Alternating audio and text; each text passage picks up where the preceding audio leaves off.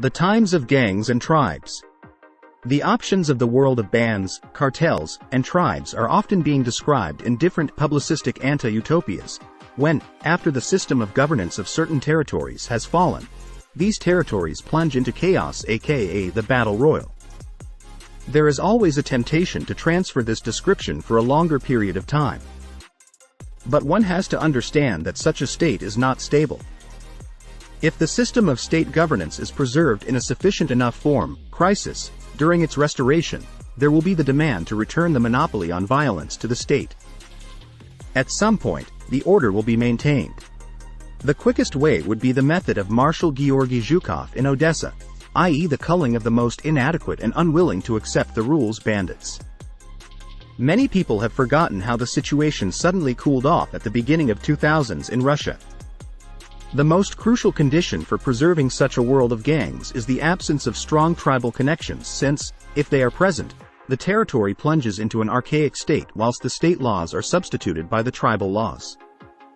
At present, the state system of governance is in dismantled, not formed state for the greatest part of the African countries. And there is nothing surprising that the moment one goes a bit too far from the capital, the real rulers of territories become tribal leaders, behaving as bandits when faced with any newcomers. After coup d'état in developing countries, the time of banditry begins. If new authorities have enough power, bravery, and will to start culling, the order will be maintained. Otherwise, the situation repeats itself again and again, destroying the system even further, gradually leading it to a meltdown.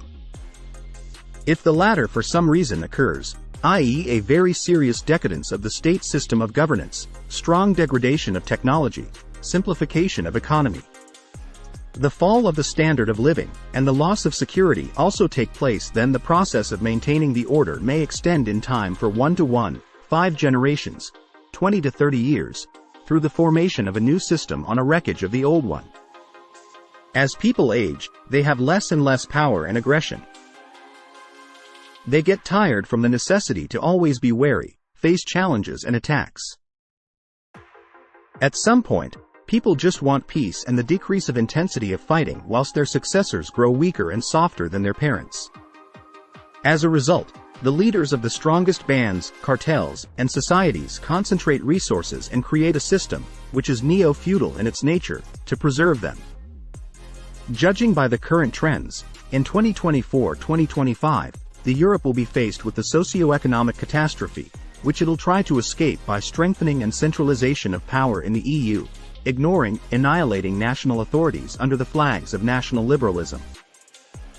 Despite the weakening of state authorities, they won't be able to maintain the situation, which will lead to a meltdown and the start of the power transfer processes in many peripheral territories to different gangs in 2026-2027, even if some of them are formed from ex-policemen or military men.